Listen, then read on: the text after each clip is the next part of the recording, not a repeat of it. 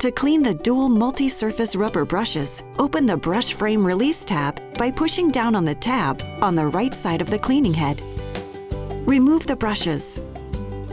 Remove debris from the ends of the brushes. Remove the gray brush bearings and clean around and under them.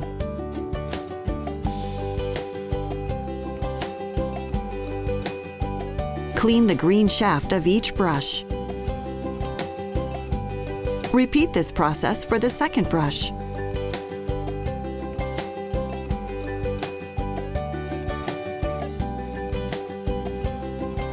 Replace the bearings onto each brush.